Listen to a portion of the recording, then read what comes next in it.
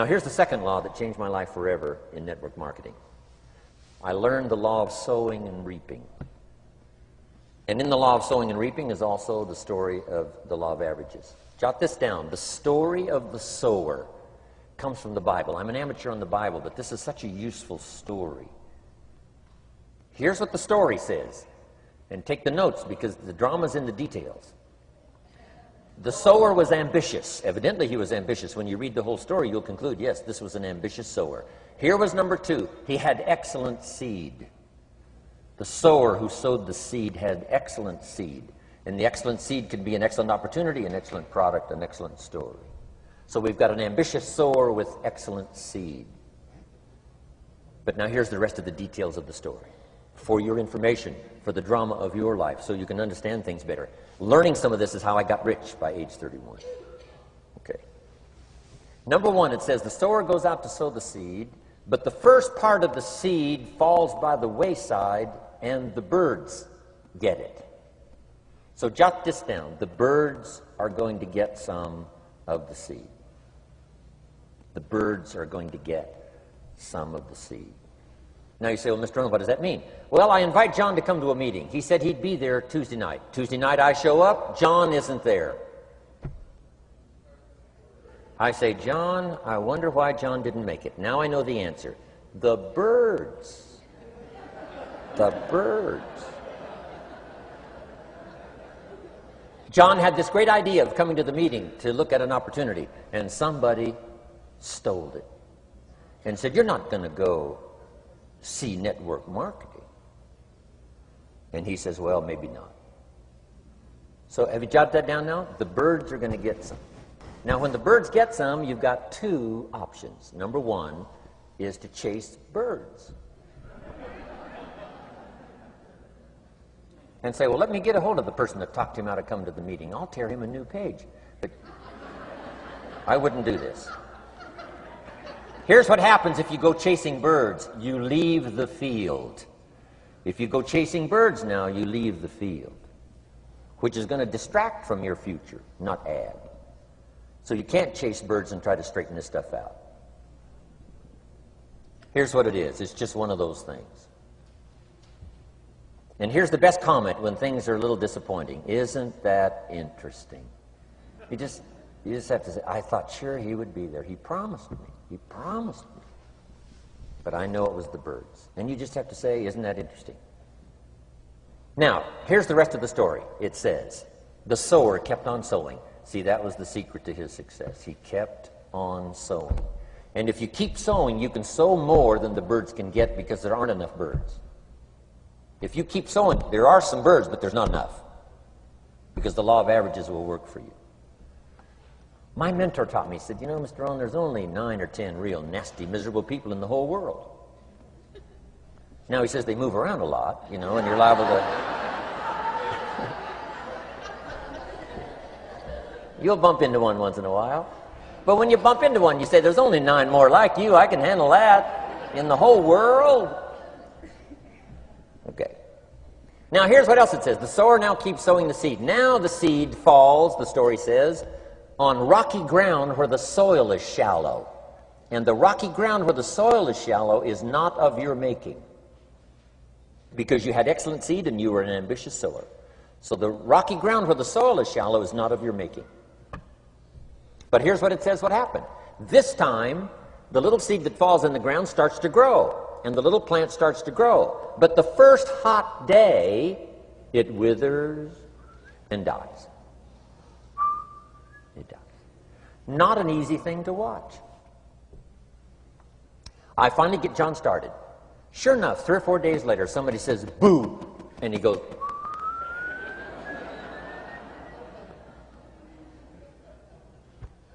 he's gone. Doesn't show up at the second meeting. And I say, I thought sure John would last a week.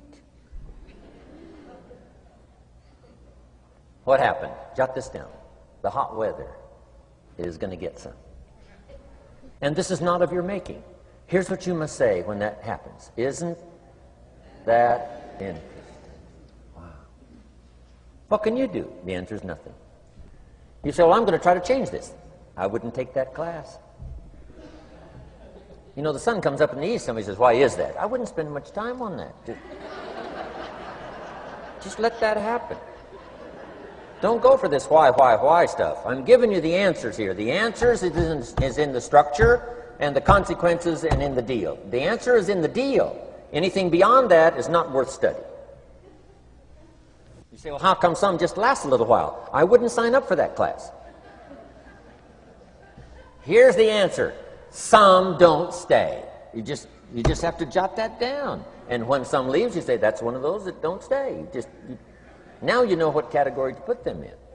And you can't solve this now. You can't. It's like rearranging the seasons. You can't fool with that. All you can do is cooperate with the way things are set up. I didn't set it up. You say, well, it shouldn't be this way. Well, when you get your own planet, you can rearrange this whole deal. But on this planet, you're a guest. You've got to take it as it comes. Now, here was the secret to the ambitious sower with good seed. It said he kept on sowing. Now, here's what he had to do to keep on sowing. He had to discipline his disappointment. This is a key phrase now to use the rest of your life. You must learn to discipline your disappointment, because you didn't set up the setup, and some are not going to stay, and that is not of your making. Now, if you made gross errors and you ran them off, see, that'd be different. Now, you're responsible for that. But if it's in the normal course of things, this is the way things are. Now, here's what it says. The sower keeps on sowing. Now it says the seed falls on thorny ground. And somebody says, well, how much of this do you have to go through? Well, hang on. It's not the end of the story now. Now the little seed falls on thorny ground. And now the little plant starts to grow again. But as the little plant starts to grow, the thorns choke it to death. And it dies. So jot this down. The thorns are going to get some. And that's not of your making. And what are these thorns? The story even called these little thorns, little cares, little distractions, little somethings. Who knows what all they are? I say, John, we had a meeting last night, you weren't here. John says, well, I can't make every meeting. I say, why not? You're part-time. He said, well, the screen door came off the hinges. And you just can't let your house fall apart. You got to take some time and fix things up. And I can hear the thorns going,